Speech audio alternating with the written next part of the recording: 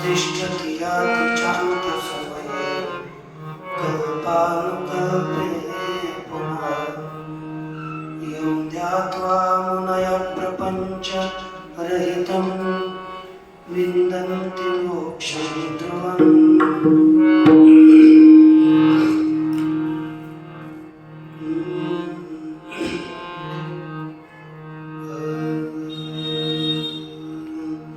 तं वन्दे पुरुषोत्तमाख्यमलं नित्यं विभुं विठ्ठलं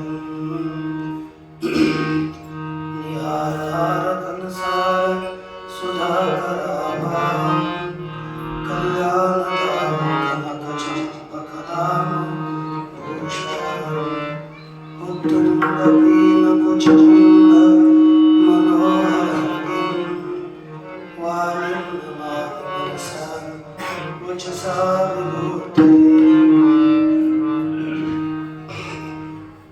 आदिनाथसमारम्भां श्रीज्ञानराजमध्यमाम् अस्मदाचार्यपर्यन्तां वन्दे गुरुपरम्पराम्। आदिनाथं च मत्सेन्द्रं गोरक्षं हरिं तथा निवृत्तिं ज्ञानदेवं च जोगं वन्दे ज्ञानेशं नामधेयं च एकनाथं तथैव च तुकारां तथा वन्दे वारकरी परम्पराम्। सीतारामगुणग्राम पुण्यारण्यविहारिणं वन्दे शुद्धविज्ञानं कवीश्वरं कपीश्वरम् उद्भवस्थितिसंहारं कारिणीं क्लेशहारिणीं सर्वश्रेयस्करीं सीतां नतोऽहं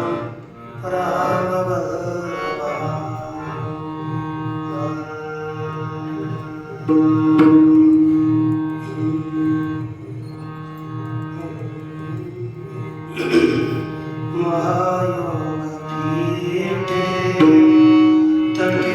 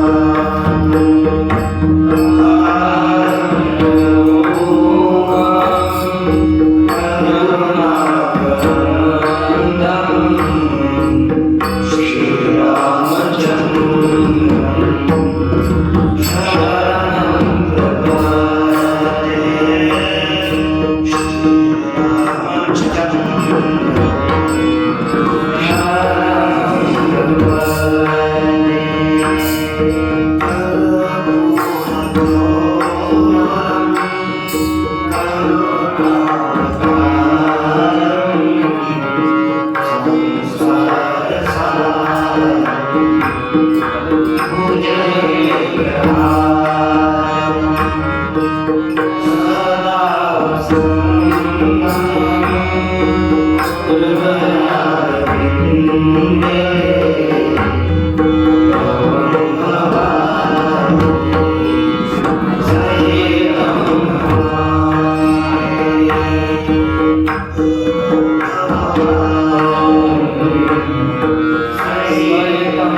Sita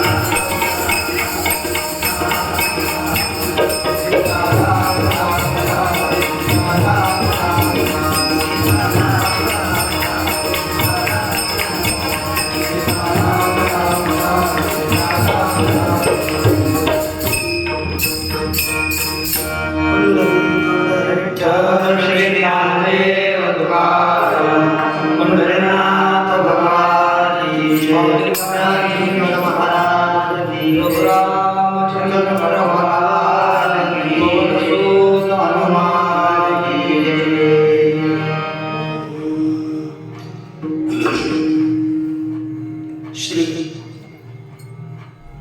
भगवान पांडुरंग परमात्मा श्री ज्ञानोबा जगद्गुरु तुकाराम महाराज, श्री शांति ब्रह्म एकनाथ महाराज, आदि गुरु श्री शंकराचार्य इत्यादि सब संतों के कृपा से हम लोग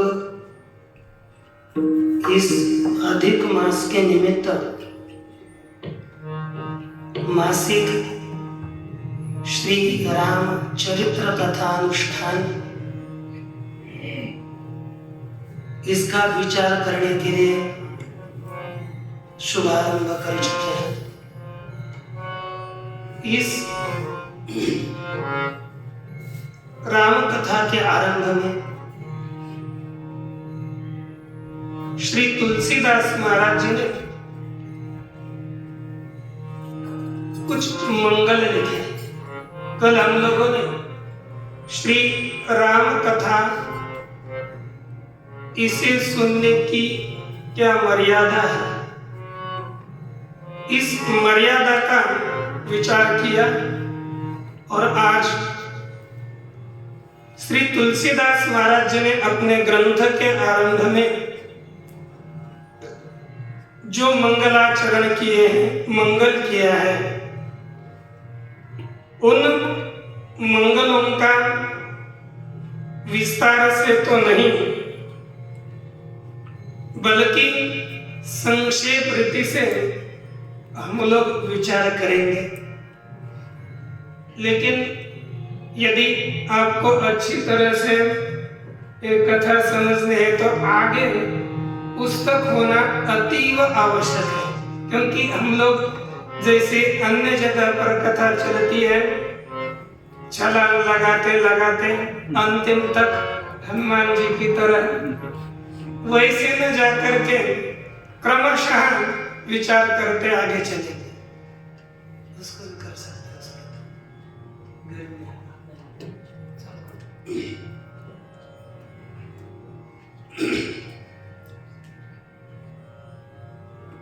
इसलिए कल श्री तुलसीदास महाराज जी ने पहला एक मंगल किया था, वर्णानाम अर्थ संधानाम रसानाम छंदसामपि मंगलानां च कर्तारौ वंदे वाणी विनायकम्। श्री सरस्वती माता और श्री उसको तो खोला कर दिया और सरस्वती माता का मंगलाचरण किया। फिर पुनः कहते हैं भवानी शंकरौ वंदे श्रद्धा विश्वास रूपिणौ याभ्यां विना न पश्यन्ति सिद्धास्मन्तस्ततीश्वरम्। तत्पश्चात भवानी शंकरौ वंदे श्रद्धा विश्वास रूपिणौ। श्रद्धा और विश्वास यही स्वरूप है जिनका। श्रद्धा माने भवानी पार्वती माता और विश्वास माने भगवान श्री शंकर। ये दोनों भी श्रद्धा और विश्वास स्वरूप है, जिनके बिना अर्थात जिस श्रद्धा और विश्वास के बिना सिद्ध लोग अपने अंतःकरण में स्थित आत्म स्वरूप को जान नहीं पाते,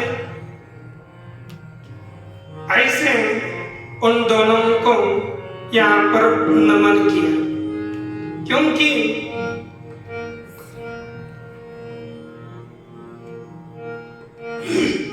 यदि हमारे से कुछ चिंतन करते समय, भजन करते समय वाणी से कुछ स्खलित हो गया, स्खलित माने कुछ त्रुटि हो गई, लेकिन श्रद्धा है तो श्रद्धा उसमें दोष होने नहीं देती। यदि मन से भी स्खलित हो गया तो भी श्रद्धा उसको तारती है।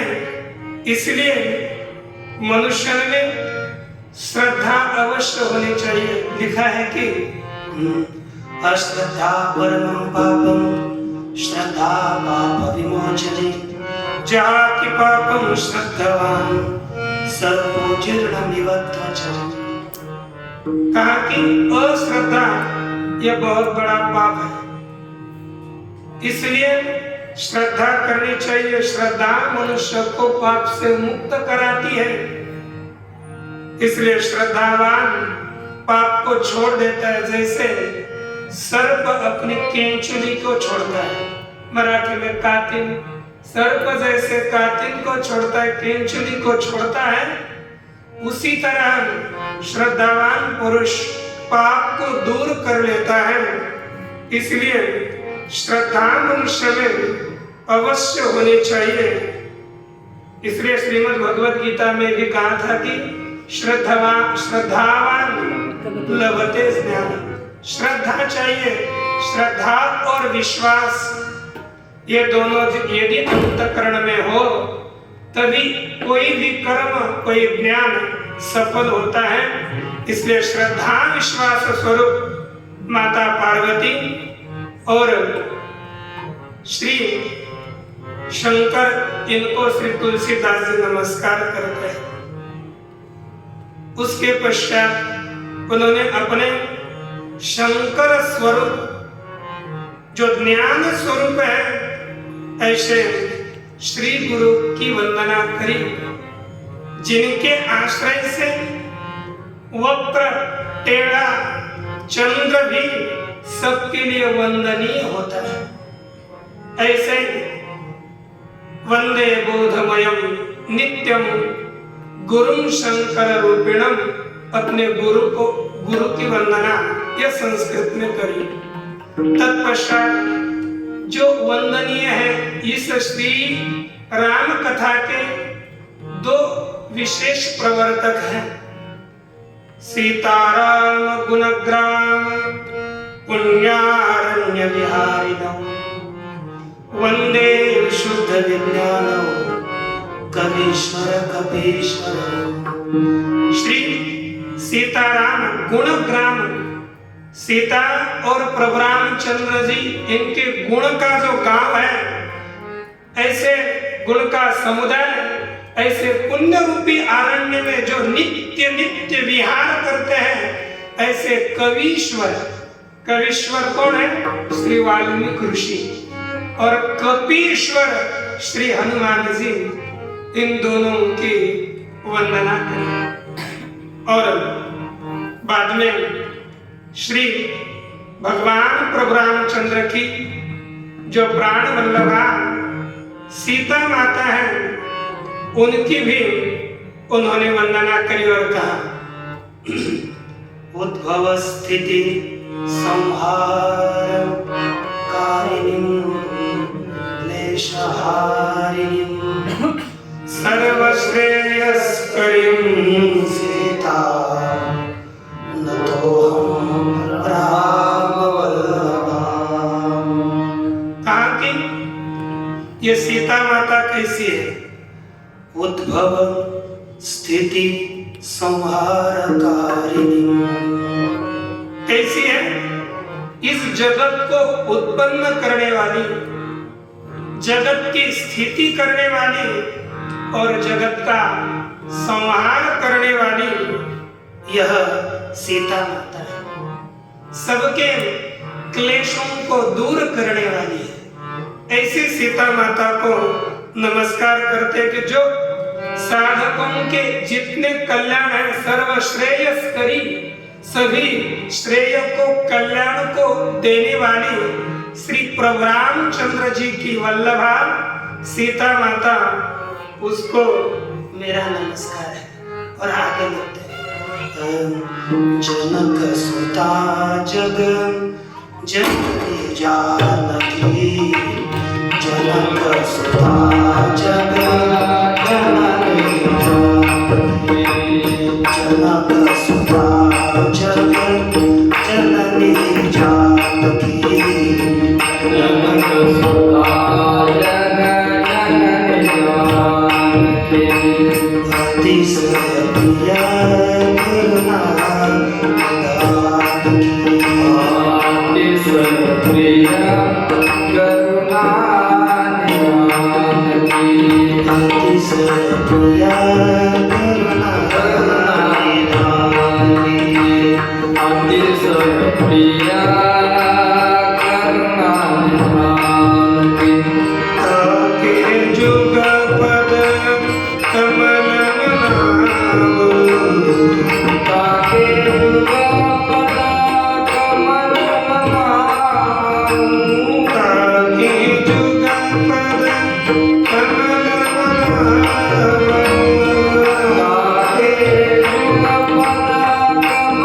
मनावो, जासु कृपा निर्मलमति पावो, जासु कृपा निर्मलमति पावो, जासु कृपा निर्मलमति पावो, जासु कृपा निर्मलमति पावो।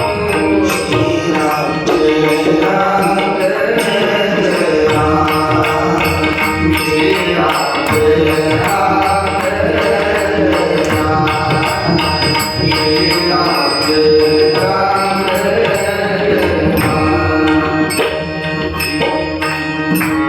श्री तुलसीदास जी महाराज जी कहते हैं कि जनक सुता जग जननी जानकी।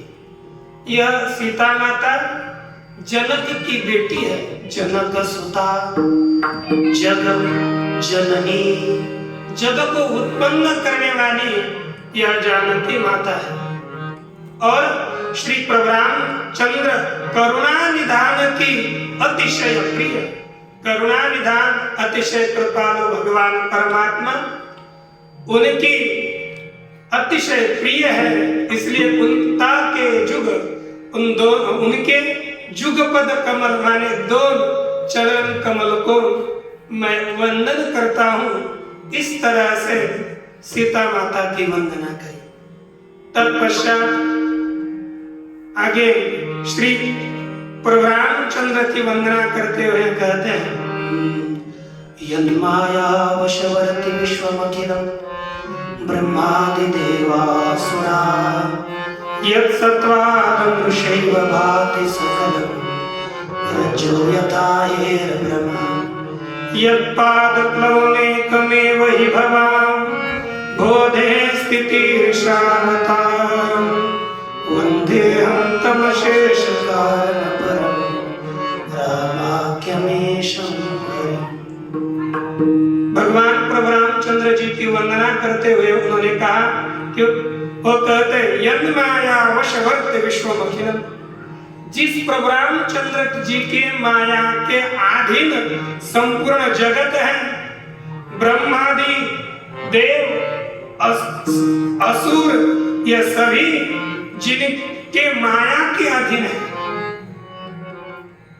जिनके अस्तित्व से ही यह संपूर्ण जगत मिथ्या जगत प्रतीत होता है, दिखता है, जैसे रज्जु में सांप दिखता है, उसी तरह आत्म स्वरूप में परमात्मा में यह संपूर्ण जगत प्रतीत होने लगता है। रज्जु सर्पाकार भासी जगत ऐसी स्थिति है। और इस संसार सागर से तरने की इच्छा करने वाले जिस भगवान परमात्मा के चरण कमल रूपी नौका में आसीन होकर बैठ करके इस संसार सागर से तर जाते हैं, ऐसे संपूर्ण कारण रूप राम नामक ईश्वर प्रभु रामचंद्र जी को, हरि को मैं नमस्कार करता हूँ। इस तरह से कुछ श्री तुलसीदास महाराज जी ने मंगल करे हैं, लेकिन वे सभी मंगल संस्कृत में, इसलिए संस्कृत में किए हुए मंगलों उनका सरल सरल अर्थ बताया।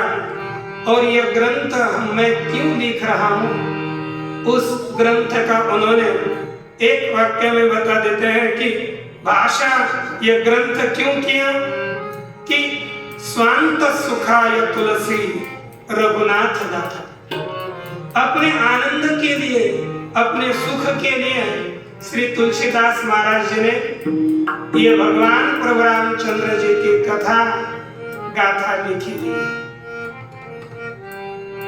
इस तरह से ग्रंथ का करने का प्रयोजन संक्षेपतः अब कहां से लिया, उन्होंने भी लिखा कि रामायण यद निगदितम क्वचित अन्यतोपि, कुछ रामायण में अर्थात श्री वाल्मीकि रामायण में जो कुछ बताया उससे कुछ ग्रहण किया और अन्य ग्रंथों से भी कुछ ग्रहण किया हुआ है।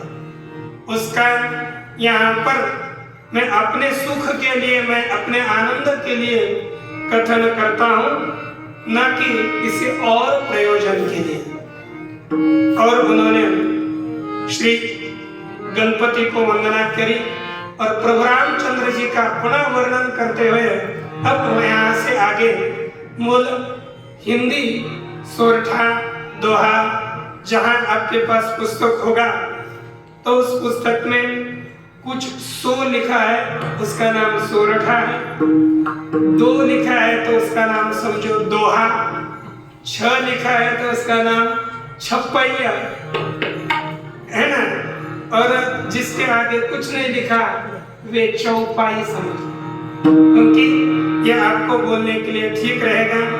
तो इस ऐसे मंगलाचरण करने का एक कारण है क्योंकि भगवान परमात्मा का मंगलाचरण, उनका वंदन इत्यादि करने से हमें कुछ सामर्थ्य मिलता है, इसलिए ने लिखा मूक होई वाचाल पंगु चढ़ही गिरिवर गहन जासु कृपा सो दयाल द्रव सकल कलिमल दहन जिस भगवान परमात्मा की कृपा से मूक वाचाल हुई। मूका आदमी वाचाल बोलने वाला होता है, ये आप जानते हैं।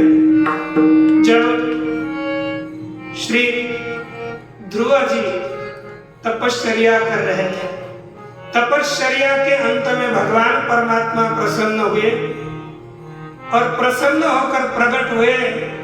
उनको भगवान परमात्मा की स्तुति करनी थी, लेकिन वाणी में कुछ शब्द स्फुरित नहीं हो रहे थे। तो भगवान परमात्मा ने ध्रुव जी के कपोल को, गाल को शंख लगाया और उस समय श्री ध्रुव जी ने भगवान परमात्मा की स्तुति करी। अर्थात मूका भी आदमी जिसकी कृपा से वाचाल होता है, बोलता है, पंगु चढ़ई गिरिवर गहन, और गहन पर्वत अतिशय ऊंचा पर्वत, ऐसे ऊंचे पर्वत पर पंगु आदमी चढ़ जाता है जिसके कृपा से वो दयाल कृपाल मेरे सभी कली के जो मल है उनको दहन करे, तथा उनके दहन करने वाले कृपा दयाल मेरे ऊपर भी कृपा करे। इस तरह से वह कैसे है उनका वर्णन करके तत्पश्चात श्री गुरु की वंदना करने चले। सोरठा ने आगे वंदना करी। बंदो गुरुपद कंज कृपा, बंदो गुरुपद कंज कृपा सिंधु नर रूप हरि, महामोहतम कुंज जासु, जासु बचन रवि कर निकर। गुरु जी को कहते हैं कि बंधु गुरुपद कंज, श्री गुरु के पद कंज, पद कमलों को मैं नमस्कार करता हूं। जो गुरु कैसे है? कृपा सिंधु और नर रूप हरि। कृपा सिंधु कृपा के सागर है, और नर रूप हरि माने मनुष्य के रूप में रहते हुए वह हरि है।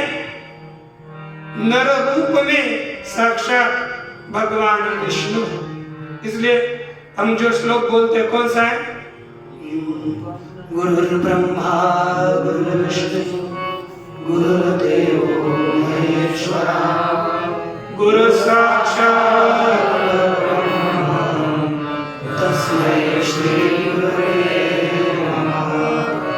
क्या लिखा कि गुरुर ब्रह्मा गुरुर्विष्णु, गुरु ब्रह्म देव स्वरूप है, गुरु विष्णु स्वरूप है, गुरु श्री महेश स्वरूप है। इतना नहीं, साक्षात ब्रह्म स्वरूप श्री गुरु है। मैं उनको नमस्कार करता हूं। यहाँ पर लिखा नर रूप में हरि, अथवा दूसरा अर्थ करना चाहिए। कैसे है? जब श्री गुरु शिष्य के ऊपर कृपा करते हैं तो क्या करते हैं? नर रूप हरि, जो मनुष्य का रूप है, नर रूप है, मनुष्य का अभिमान, मैं मनुष्य हूं, इसका मनुष्य के स्वरूप का हरण करते हैं, उसे पर ब्रह्म बनाते हैं। ऐसे श्री गुरु होते हैं। ऐसे श्री गुरु को यहाँ पर नमस्कार करते हैं, जो कि महामोहरूपी अंधकार को, अज्ञान को जिस श्री गुरु के वचन रूपी सूर्य के किरण, अर्थात वचन ही जैसे कि सूर्य किरण है, वे अज्ञान रूपी अंधकार को दूर कर देते हैं। ऐसे श्री गुरु को मैं नमस्कार करता हूं, गुरु की वंदना करी। तत्पश्चात गुरु को अलग अलग हेतुओं से बताया। बंदो गुरुपद पदम परागा, सुरुचि सुवास सरस अनुरागा। श्री गुरु के चरण कमलों को मैं नमस्कार करता हूं, जिनके जैसे कमल होता है ना, कमल अथवा पुष्प होता है, तो पुष्प में एक बीच में पराग आता है, तो वह सुगंधित सुंदर होता है। वैसे ही श्री गुरु चरण रूपी जो उनके निकले हुए रजत कण है, वह भी सुरुचि है, सुवास सुगंधित है, और अनुराग प्रेम रूपी रस से सने हुए उनसे युक्त उनके चरण रज। और वर्णन करते उन्होंने लिखा, श्री गुरु पद नख मणि गग ज्योति, श्री गुरु पद नख मणि गग ज्योति, सुमिरत तुल्य दृष्टि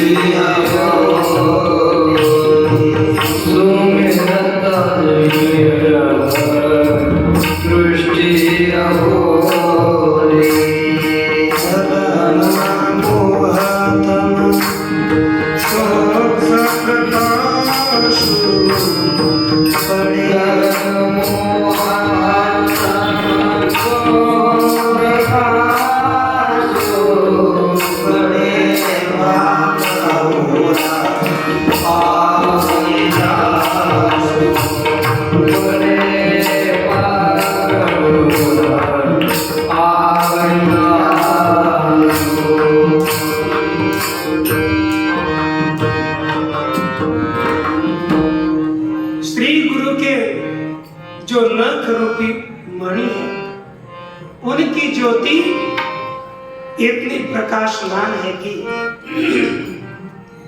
सुमिरत दिव्य दृष्टि ही होती।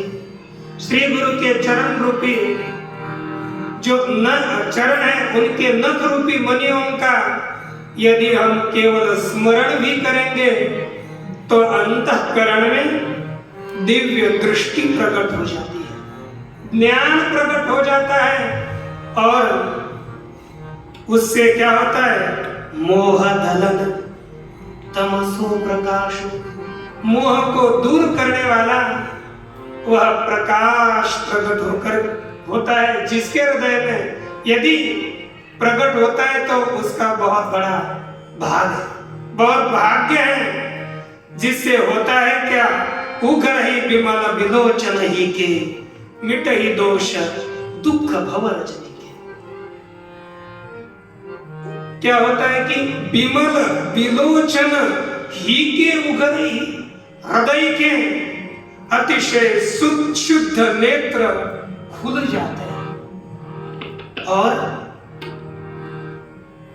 भवरजनी के दोष मिट ही, भवरूपी संसार रूपी रात्र के दोष निवृत्त हो जाते हैं। ऐसे श्री गुरु जैसे अंजन नेत्र में लगाने के बाद पाताल का धन दिखता है, वैसे ही यहाँ पर साधक सिद्धांजन को नेत्र को लगा करके सभी कौतुक से ही ये जैसे पृथ्वी के अंदर के रत्न पा जाते हैं, वैसे ही श्री गुरु के इस रज को लगा करके, चरण रज को लेकर के नेत्रों को खोलते हैं। जैसे लिखा, गुरु पद रज मृदु मंजुलांजन नयन अम्य दृग दोष विभंजन ते कर विमल विवेक विलोचन वर्णौ राम चरित भवमोचन। कैसे है, गुरु पद रज, श्री गुरु के चरण रज, यह मृदु अतिशय कोमल सुंदर सुंदर नयन के अंजन है, जिसको लगा करके दृष्टि के सब दोष निवृत्त हो जाते हैं। उनके कारण विमल विवेक रूपी नेत्र खुलते हैं। ऐसे श्री गुरु, उनके ही कृपा से मैं क्या करूंगा, प्रभु रामचंद्र जी के चरित्र का वर्णन करता और इस पृथ्वी में विद्यमान श्री जो भूसुर है ब्राह्मण, उनकी वंदना करी और सज्जन की वंदना करी। सज्जन को की वंदना करते हुए उन्होंने सज्जन का चरित्र कैसा होता है इसका वर्णन करते हुए लिखा, साधु चरित शुभ चरित कपासो निरसन विशद गुणमय फल जसो। साधु का चरित्र कैसा है? साधु चरित शुभ, साधु चरित शुभ चरित कपास। साधु का चरित्र कपास की तरह है। कैसा है? निरस, जैसे कपास होती है ना, कपास का फल निरस, उसमें कुछ रस होता है क्या? नहीं, कपास में क्या है? रस रहित है। वैसे ही साधु का भी अंतकरण निरस है, अर्थात उसमें किसी प्रकार की विषयासक्ति नहीं रहती। कपास की तरह इसका चरित्र विषयासक्ति रूपी रस से, आसक्ति से रहित है और विशद शुद्ध है। जैसे कपास शुद्ध होती है, साधु का चरित्र शुद्ध होता है, जिसे गुणमय फल जासो। फल कौन सा है? गुणमय। जैसे कपड़ा, कपास का फल क्या होता है? गुण माने दोहरा, गुणमय। उसमें तंतु रूपी फल कपास में निकलता है। वैसे साधु ये सब गुणों की खान होते हैं। दैवी गुण साधुओं में रहते हैं। ऐसे गुणमय फल जिनके चरित्र में, ऐसे साधुओं की मैं वंदना करता हूं। तत्पश्चात एक सुंदर निरूपण एकाग्र रीति से सुनिएगा। श्री तुलसीदास महाराज जी ने आगे ये साधुओं के संतों को एक प्रयाग की उपमा दी है और उन्होंने लिखा है,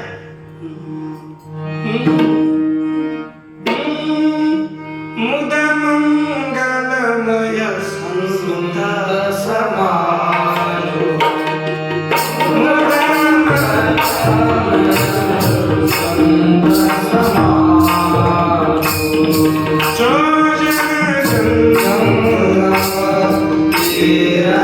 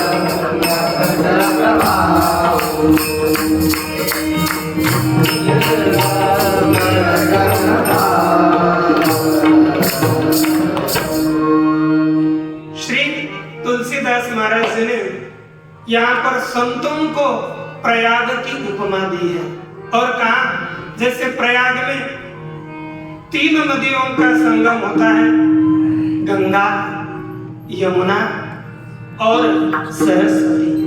तो संत ही प्रयाग है। तो ध्यान देना, संतों को क्यों प्रयाग कहा, वैसे ही प्रयाग की उपमा दी और कहा मुद मंगलमय संत समाज। संतों का समाज आनंद और कल्याणमय है। जो जगत में चलने वाला, चलता फिरता प्रयाग है। जगम जंगम तीर्थराज, जंगम तीर्थराज प्रयाग है। इसमें राम भक्ति जह सुरसरी धारा, प्रभु रामचंद्र की, भगवान की भक्ति यही गंगा जी। और उसमें हम जो विचार करते हैं ब्रह्म विचार, क्योंकि संत भक्ति करते हैं वही गंगा उनमें निवास करती है। संत ब्रह्म विचार करते हैं ये सरसई, सरसई माने सरस्वती जी। ब्रह्म विचार प्रचार, ब्रह्म का विचार प्रचार ये सरस्वती माता है। और जो यमुना नदी वो कौन सी है, कहा विधि निषेधमय कलिमल हरण। विधि और निषेधात्मक जो कर्मों की कथा है, वही कर्मों की कथा जो पापों को दूर करा देती है, वही श्री यमुना माता है। तो ध्यान में है ना, भक्ति गंगा है, ज्ञान सरस्वती है और कर्म यह यमुना है। यह साधुओं में रहती है। उसमें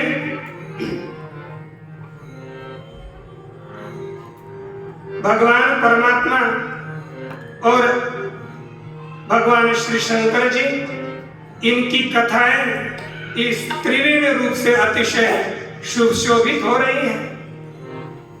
वहां पर प्रयाग में जाएंगे तो देखना हो एक वट वृक्ष है, उसका नाम है अक्षय वट। वहां पर किले के ऊपर वहां पर जाकर सब लोग, बहुत पुराना वट वृक्ष है वो, उसकी उपमा उस 400 साल के पहले नंदी, लेकिन बहुत पुराना अक्षय वट है, उसका नाम ये है अक्षय वट। तो इस संतों में अक्षय वट कौन है? वट विश्वास अचल निज धर्म। अपने धर्मों में जो अचल विश्वास है, स्थिर विश्वास है, वही वह अक्षय वट। इसलिए विश्वास होना चाहिए साधु। प्रयाग क्षेत्र में बहुत समाज आता है, स्नान करके चला जाता है। तो इस संत रूपी प्रयाग में वो समाज कौन है? तो आगे लिखा, पुस्तक को तो देख लीजिए, तीर्थराज समाज सुकर्मा, एक पुस्तक है। और कहा ये जो वृक्ष है ना, ये तीर्थ, वहां पर जो सुकर्मा है, अच्छे हमारे कर्म है, वही उस क्षेत्र में रहने वाला समाज, वह यह प्रयाग सब देश में, सब दिनों में, सब जगह पर सुलभ है। और इसी का सेवन करने पर सब लोगों के पाप क्लेश नष्ट हो जाते हैं। ऐसा यह अतिशय संत समाज रूपी प्रयाग अपने जीवन का कल्याण करने वाला है। यदि हम लोगों ने जैसे प्रयाग क्षेत्र में जाकर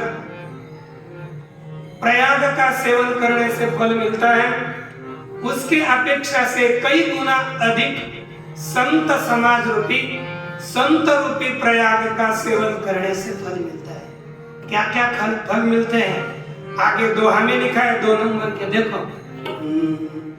सुनि समुचय जन मुदित मन, मज्जय अति अनुराग, लहई चारि फल अछत तनु, साधु समाज प्रयाग।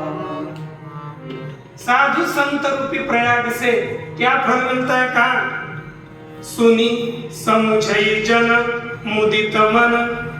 जो मनुष्य संत रूपी समाज, संत समाज रूपी तीर्थ का प्रभाव प्रसन्नता से सुनते हैं, समझते हैं, फिर अत्यंत प्रेम पूर्वक उसी संत समाज रूपी प्रयाग में गोते लगाते हैं, उन्हें क्या फल मिलता है?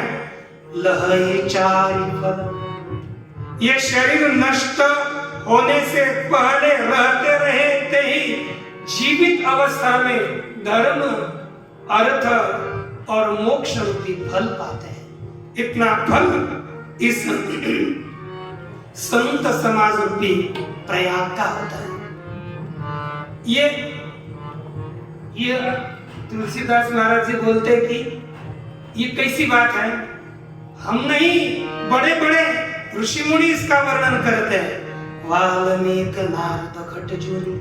वाल्मीकि जी, श्री नारद महर्षि, घटजूनी माने श्री अगस्त्य जी अपने मुख से खुद की जो उत्पन्न अपना वृत्तांत है, जीवन का वृत्तांत है, उन्होंने बताया है।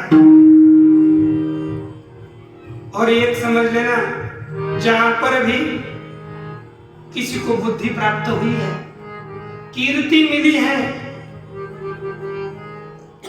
कहीं सद्गति मिली है, ऐश्वर्य मिला है, किसी का भला हुआ है, जब जेहि जतन जहां जेहि पाए।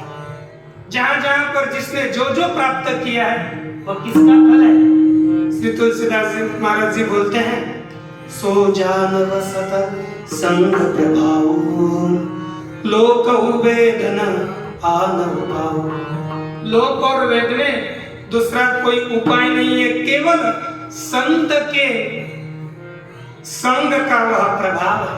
क्योंकि बिनु सतसंग विवेक न होई, राम कृपा बिन सुलभ न सोई। सत्य संगों के बिना विवेक नहीं होता, प्रभु रामचंद्र जी के कृपा के बिना लेकिन वह सत्संग तो नहीं मिलता। ये सत्संग ये सब सिद्धि को देने वाला है, सब साधन तो इसके फूल फल है। इसलिए सत्संग मुत मंगल मूला, ये आनंद का मूल है। लेकिन इस सत्संग की महिमा बहुत अगाध है, कोई इसकी महिमा कह नहीं सकता। क्योंकि जगत गुरु तुकाराम महाराज जी का भी अभंग है ना, उन्होंने भी क्या कहा, संत का महिमा कितना कठिन है। संत का महिमा तो बहुत दुर्लभ, संत का महिमा तो बहुत दुर्लभ, संत का महिमा तो बहुत दुर्लभ, संत का महिमा तो बहुत दुर्लभ। शादी का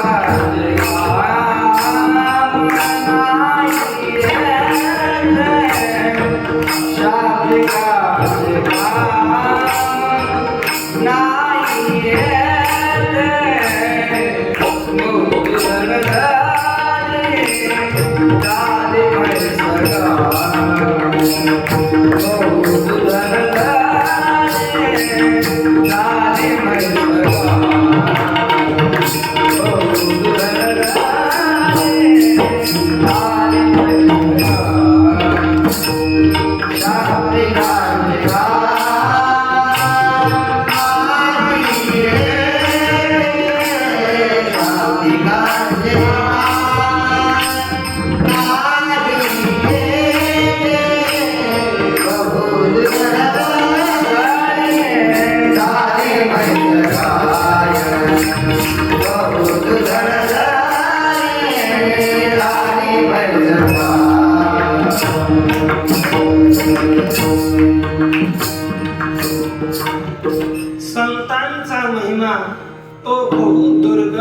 शाब्दिकांग से काम नहीं है। संतों का महिमा जानने के लिए बहुत कठिन है। इसलिए श्री तुलसीदास महाराज जी लिखते हैं कि विधि हरिहर कवि को विद्वानी कहत साधु महिमा सब जानी। विधि माने ब्रह्मदेव, हरि भगवान श्री विष्णु, हर महेश, अनेक कवि साधुओं का महिमा कहने में सकुचा जाते हैं। इस तरह की साधु वंदना करी, तत्पश्चात दुर्जनों की भी वंदना करी। सज्जन की वंदना के पश्चात दुर्जन को नमस्कार किया। आप बोलोगे दुर्जन को, दुर्जन के लक्षण बताए, क्यों इनकी वंदना करी?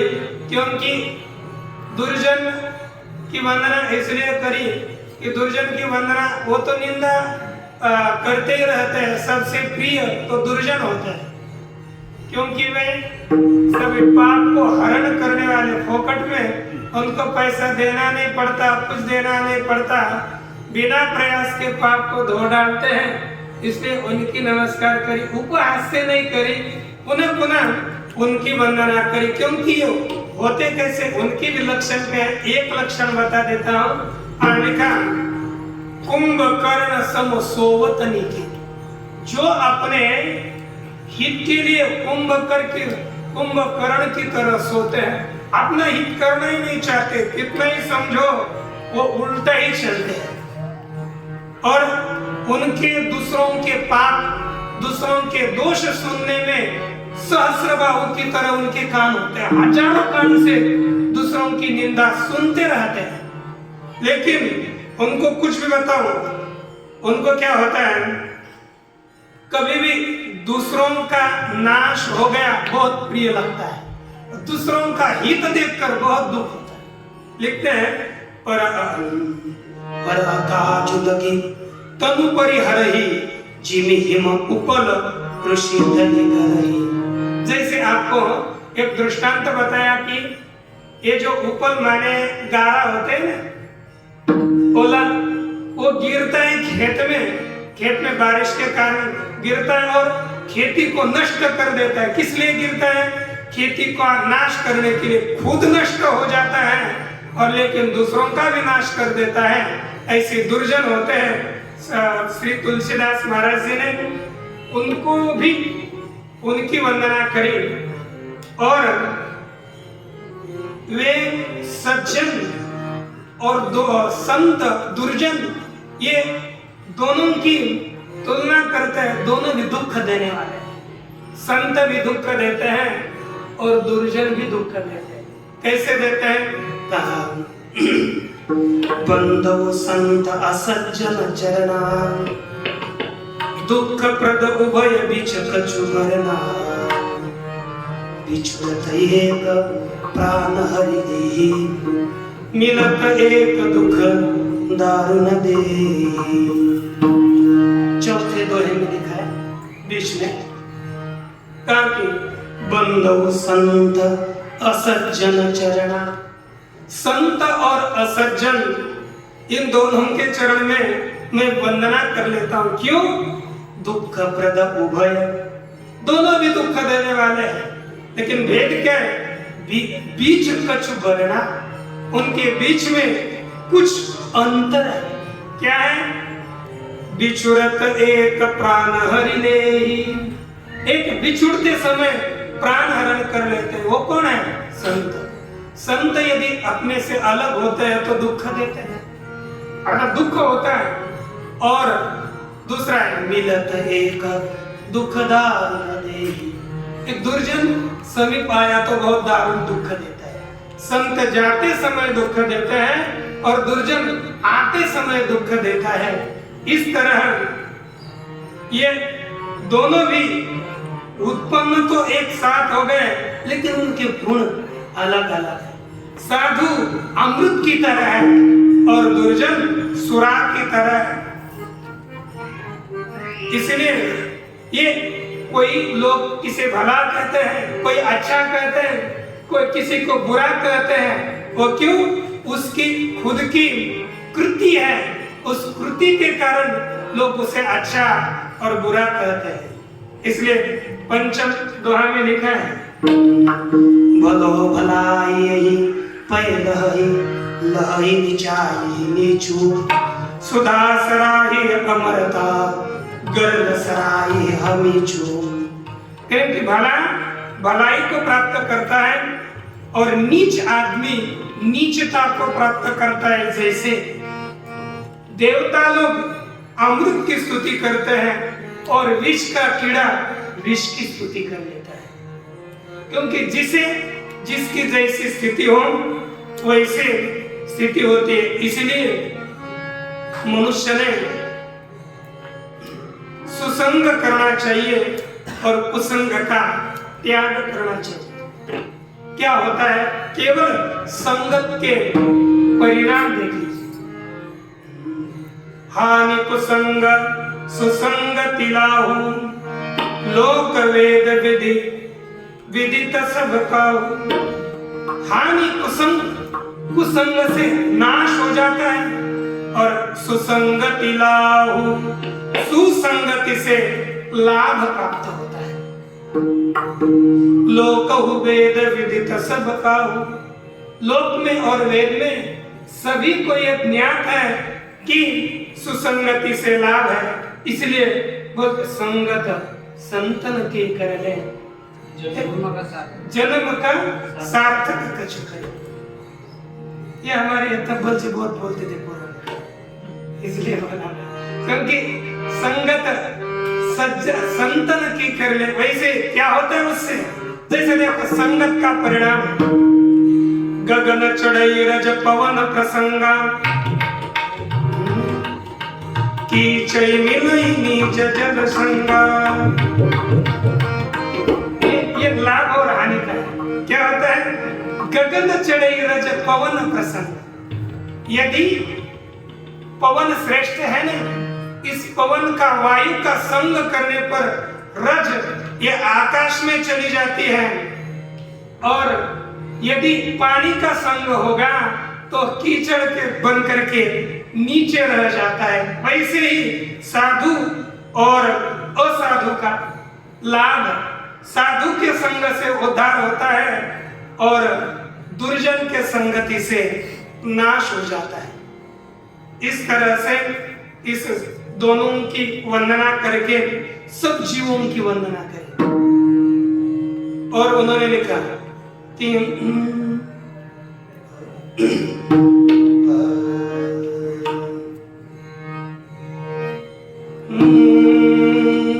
आकर 4 लाख 84 जाति जीवा जल थल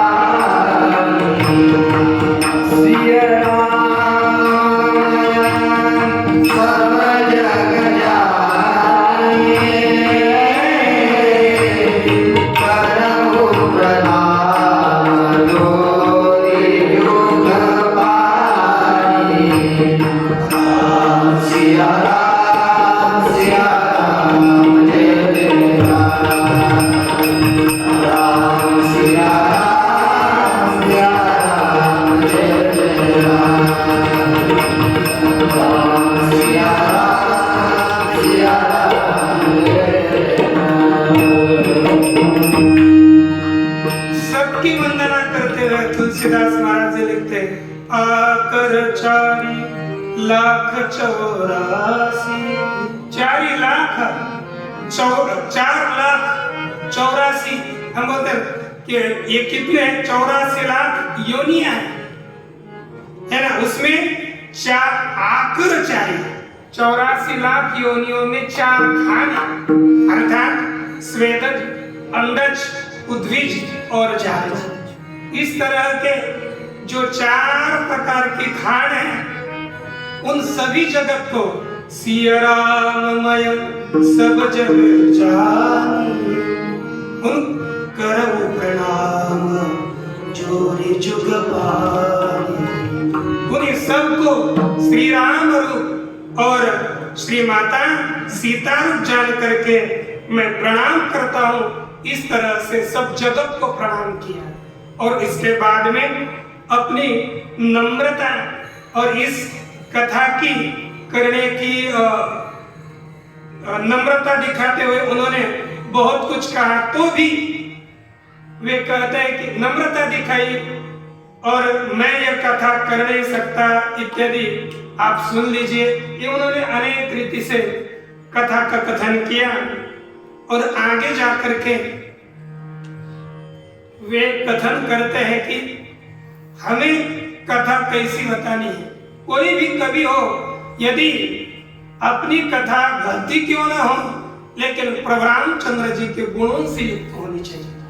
परमात्मा के गुणों से युक्त यदि काव्य रहित भी कथा हो तो सुशोभित है, लेकिन कविता से काव्य से युक्त कथा हो लेकिन परमात्मा के गुणों से युक्त न हो तो वे कथा, वह कथा सुनने लायक योग्य नहीं कही जाती। इसलिए कवि में कितने भी दोष हो, लेकिन कवि तो कहते ही है, लेकिन ऐसे कवि सरस्वती माता की प्रार्थना करने पर सरस्वती आती है। भगति हेतु विधि भवन बिहारी, सुमिरत सारद आवती धाम। श्री भक्त की प्रार्थना को सुनकर के साक्षात सरस्वती माता दौड़कर उस काव्य में प्रवेश करती है, लेकिन वहां पर वो दौड़ती दौड़ती आई तो सही, लेकिन उनकी थकान कब मिट जाएगी? जब हमने प्रभु रामचंद्र के, भगवान श्री परमात्मा के विठल के गुणों का गान किया तो सरस्वती माता के श्रम दूर हो जाते हैं। दर्शन उसमें और एक हम सबके लिए इन्होंने लिखा है कि इन्हें प्राकृत जन गुण गाना शिर धुनि गिरा लगत पछताना। यदि संसारी मनुष्यों का गुणगान करेंगे, करने से सरस्वती माता अपने सिर को पीट पीट कर पछताने लगती है कि मैं इसके बुलाने पर आई क्यों।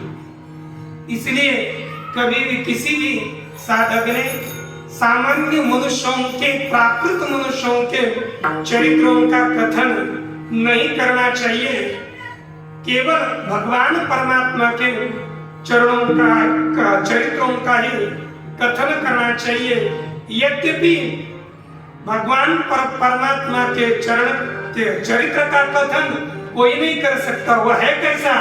शारद शेष महेश विद्या विधि आगम निगम पुराण, नेति नेति कही जासु गुण करहि निरंतर गान। 12 नंबर में लिखा है शारद श्री सरस्वती माता, महेश जी, भगवान शंकर जी, शिव जी, ब्रह्मदेव जी, शास्त्र वेद पुराण सबका नेति नेति कह करके वर्णन करते हैं, तो भी सभी साधक उसका वर्णन कर नहीं सकते। भगवान कैसे? एक अनीह अरूप अनामा अज सच्चिदानंद परधाम, व्यापक विश्व रूप भगवान के धरि देह चरित कृतनाम। यही एक परमात्मा कैसा है? एक है अनिय, इच्छा रहित है, रूप रहित है, नाम रहित है, जन्म रहित है, सच्चिदानंद है, परम धाम स्वरूप है, व्यापक है। ऐसे होने पर भी वही देह धारण करके अनेक प्रकार के चरित्र करते हैं। किस लिए करते हैं? सो केवल भगत नहीं तलागी, परम कृपाल प्रणत अनुराग, जे जन परम मताति छो, जे करुणा करी कीन को। वह भगवान परमात्मा केवल भक्तों के हित के लिए यहाँ पर देह धारण करके अवतीर्ण हो जाता है। और जिस भक्त पर कृपा करता है, अभी तक किसी पर उसने क्रोध नहीं किया। अब जानो, देखो श्री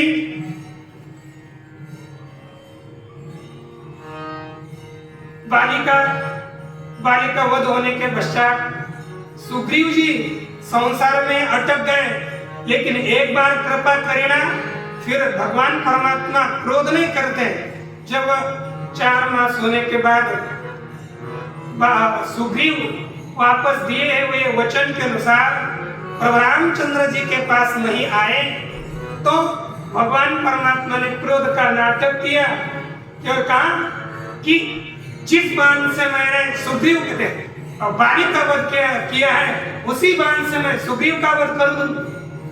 तो लक्ष्मण तो पहले क्रोधी उगड़ गए, मैं अभी जाकर उसका वध करके आता हूँ। लेकिन प्रभु जी ने कहा ऐसा मत करना, अरे वो मेरा मित्र है, इतना करना। उसे डर दिखा। अर्थात एक बार स्वीकार करेंगे तो भगवान परमात्मा उसका कभी त्याग नहीं करते। इसलिए भगवान परमात्मा के चरित्रों का, उनके कृपा प्राप्ति के लिए ये वर्णन करना चाहिए। इस तरह से उन्होंने ये अपनी विनम्रता इत्यादि दिखाई। बाद में ये ऐहिक कवि, पारलौकिक कवि, सभी कवियों की वंदना करी।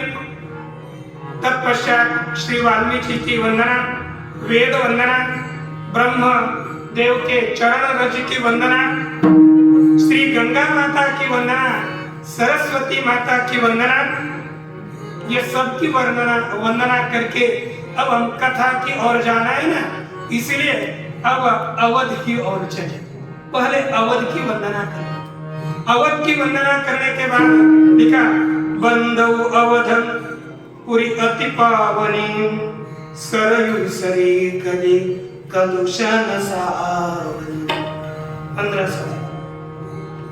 इस पश्चात सब रानियों की वंदना, श्री दशरथ जी की वंदना करी और इनकी वंदना करते करते श्री भरत जी की वंदना करते हुए वह कहते, प्रणव ओम प्रथम भरत के चरणा, सोने भरत जाए नगरना।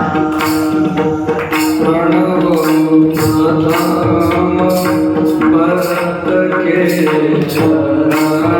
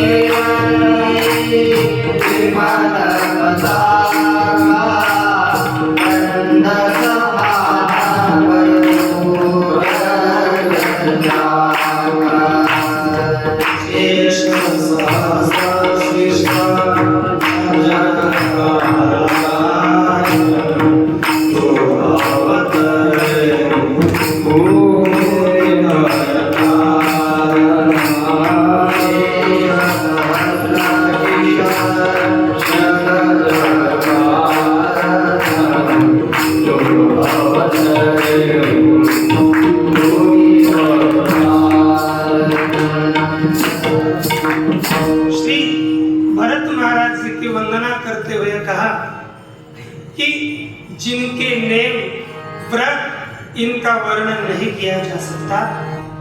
ऐसे भरत महाराज जी के चरण कमलों में इन चारों भाइयों में पहले मैं भरत जी की वंदना कर देता हूं, जिनका चित्त मन भगवान प्रभु रामचंद्र जी के चरण कमलों में नित्य लगा हुआ है। जैसे मधुकर भौरा होता है, भूंगा होता है, वह पुष्प के मकरंद को नित्य निरंतर सेवन करता है, उसी तरह जिनका मन प्रभु रामचंद्र जी के चरण कमलों में लगा हुआ है।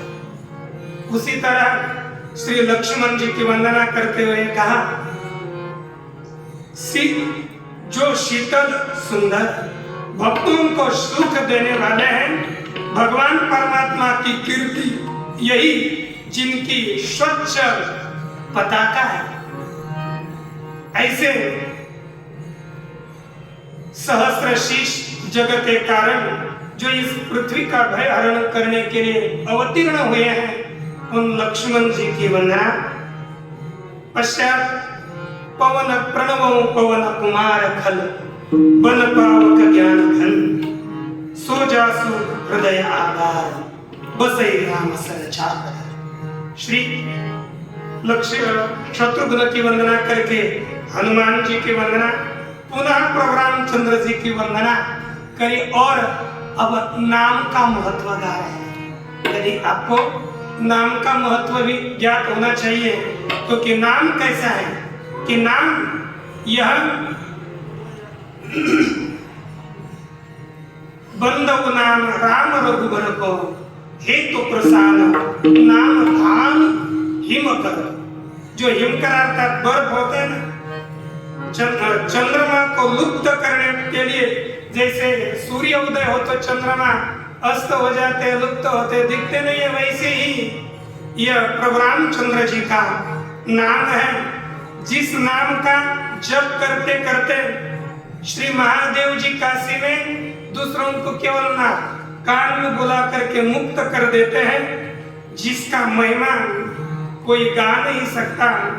ऐसे प्रभु रामचंद्र जी के दो राम ये नाम है, और अंतिम में राम की महत्ता उन्होंने कही है बीच में, और उन्होंने नाम की श्रेष्ठता बताई। परमात्मा के दो रूप है ना, कौन कौन से? सगुण और निर्गुण। अगुण सगुण दुई ब्रह्म स्वरूपा, अकथ अगाध अनादि अनुपा। ये दो प्रभु रामचंद्र जी के रूप है, एक सगुण दूसरा निर्गुण। लेकिन भगवान श्री तुलसीदास जी कहते मोरे मत बड़ नाम दुहते, सोना नहीं। हाँ, दोनों की अपेक्षा से मेरा नाम ही बड़ा है, नाम ही बड़ा है, यह मेरा मत है। क्योंकि ये निर्गुण से कैसे बड़ा है? जब तक किसी का नाम हम नहीं बोलेंगे तो वह व्यक्ति पहचानने में नहीं आती। ठीक है, एक आकार आगे रखा, लेकिन वह कौन है जब तक नाम नहीं बताएंगे, वस्तु तो आगे है लेकिन पहचानने में नहीं आती। किंतु जब नाम बता दिया तो वस्तु आगे न होने पर भी उसका ज्ञान हो जाता है कि नहीं? आंवला बता दिया तो हाँ समझ में आया, लेकिन जिसे उसका नाम पता नहीं है उसके आगे आंवला रख दिया तो क्या पहचानता है? नहीं, उसको उसका परिचय नहीं होता। इसलिए नाम यह सबसे निर्गुण से बड़ा है, और इतना नहीं सगुण से भी नाम बड़ा है। ये 23 दोहा में लिखा है, बीच में उन्होंने कहा राम भगत हितम नरतनु धारी सही संकटा किए साधु सुखारी। राम भगत नरतनु धारी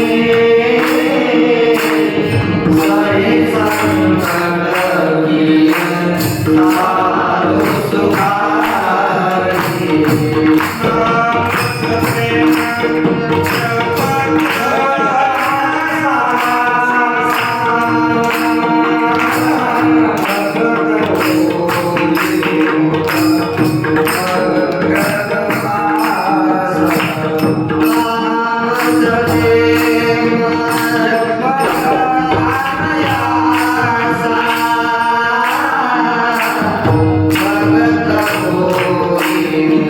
राम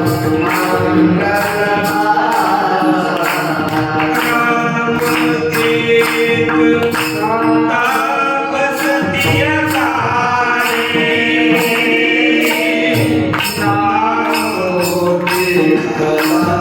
घुमाते सुरारे,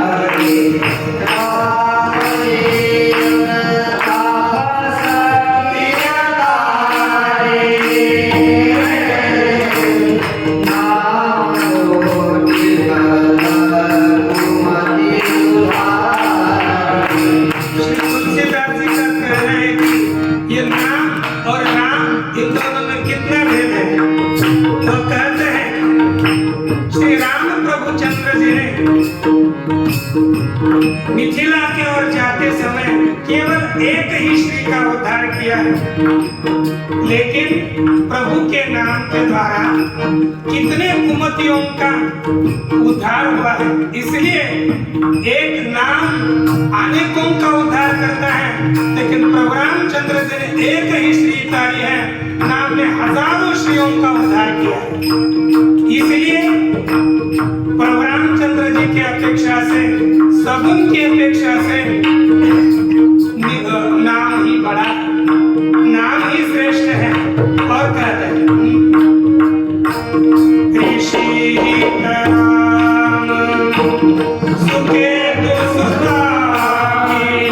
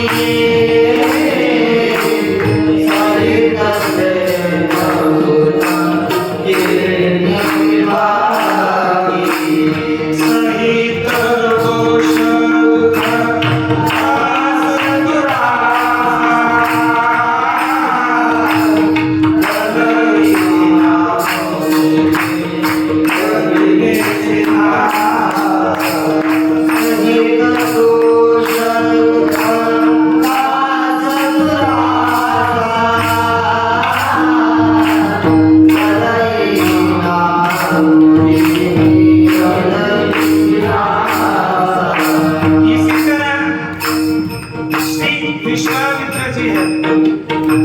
प्रभु रामचंद्र जी ने विश्वामित्र जी के याग की रक्षा के लिए जाते समय केवल एक ताड़िका का वध किया, एक ताड़िका को मारा और सुबाहों का वध किया, राक्षसों का वध किया। लेकिन श्री प्रभु रामचंद्र जी का नाम एक नहीं हजारों भक्तों के दोष, दुराशा, दुख इनका नाश कर देते हैं। इसलिए राम की अपेक्षा से नाम बड़ा है। और कहते हैं वंदे राम आप भगवता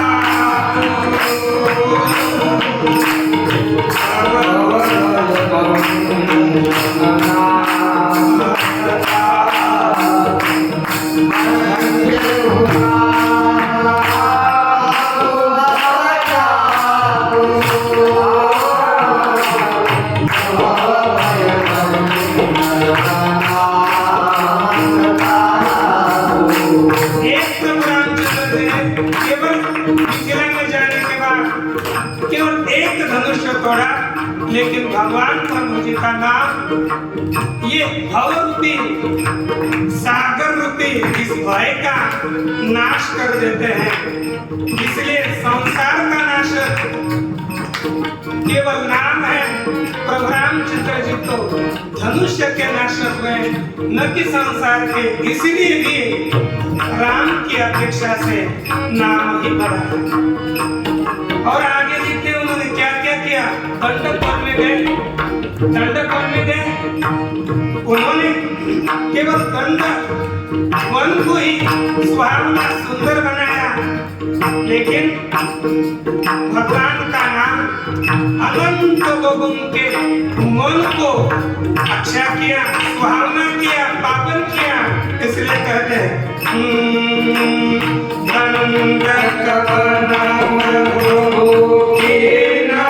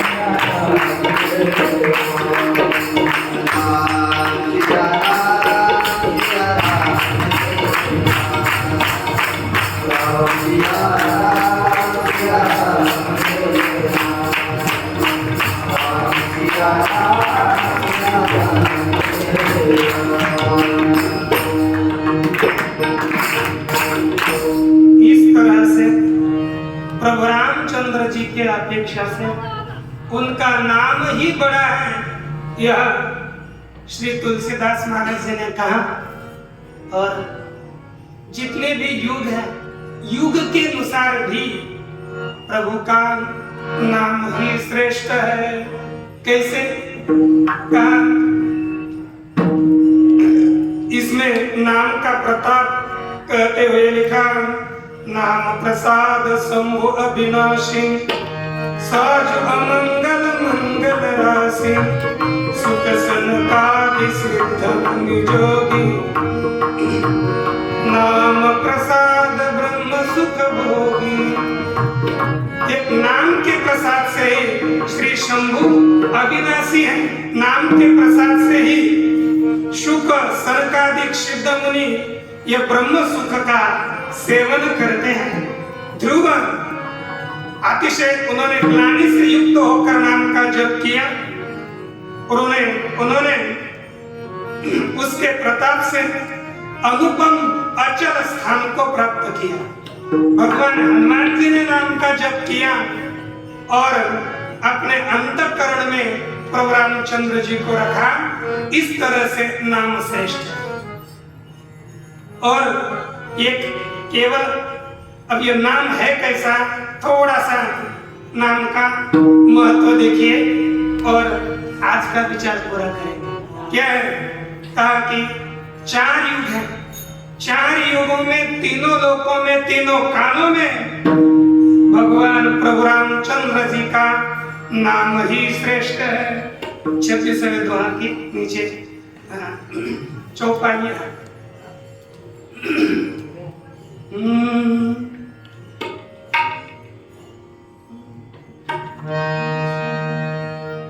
ध्यान प्रथम जुगम मख विधि दूजे, द्वापर परितोषत प्रभु पूजे, कलि केवल मल मूल मलिना, पाप पयो निधि जल मन मीना।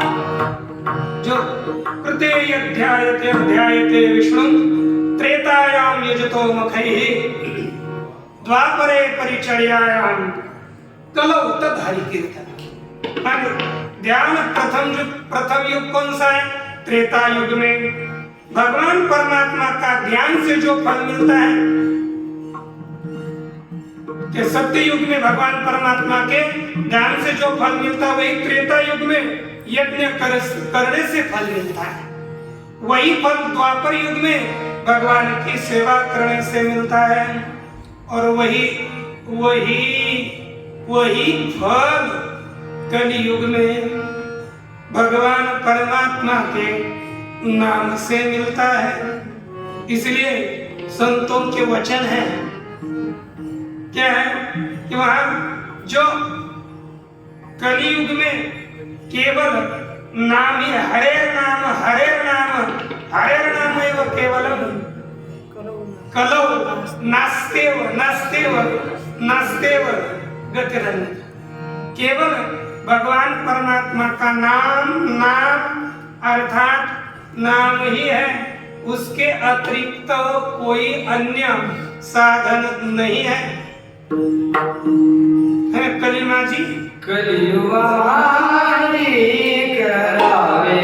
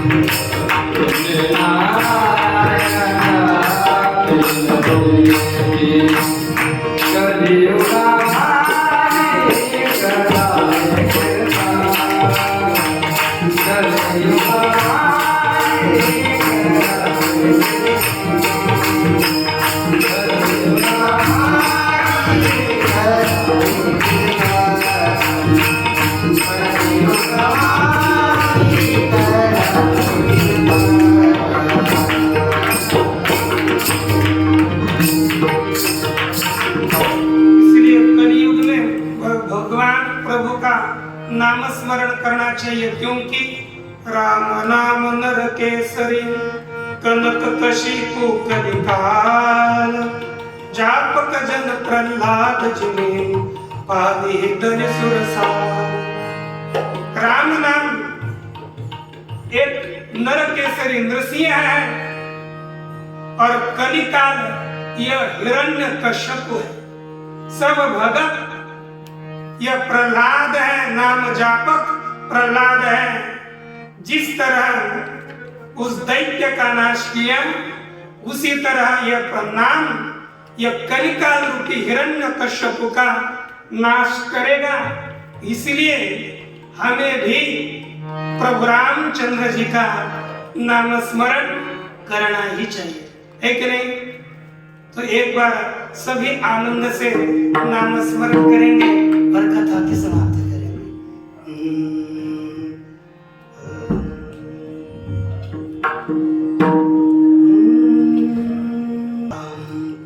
जय राम जय जय राम श्री राम राम जय जय राम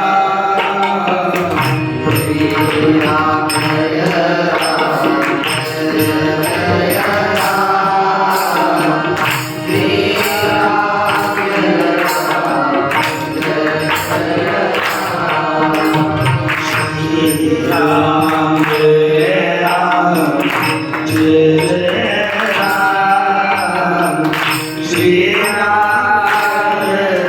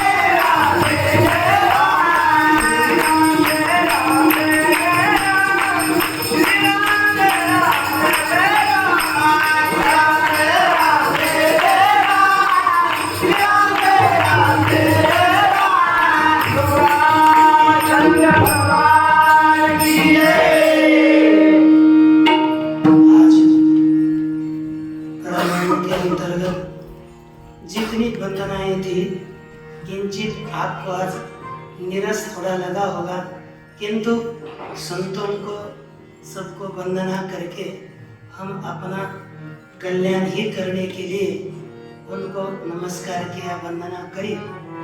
कल कथा आरंभ होगी। कल श्री याज्ञवल्क्य जी महर्षि और भरद्वाज मुनि ये सब प्रयाग क्षेत्र में स्थित होकर के इस राम कथा का शुभारंभ वहां से किया जाएगा। इसलिए कल अतिशय प्रेम से ऐसा नहीं करना कि आज कल तो बहुत वंदना करी, लेकिन वंदना के बिना, मंगल के बिना कोई काम अच्छा होता नहीं। इसलिए बहुत आनंद से वंदना करी और कल आनंद से श्री तुलसीदास महाराज जी राम कथा का आदि में श्री सती और श्री महादेव जी का चरित्र वर्णन करके फिर कथा के हेतु इत्यादियों का वर्णन होगा। तो कल एकदम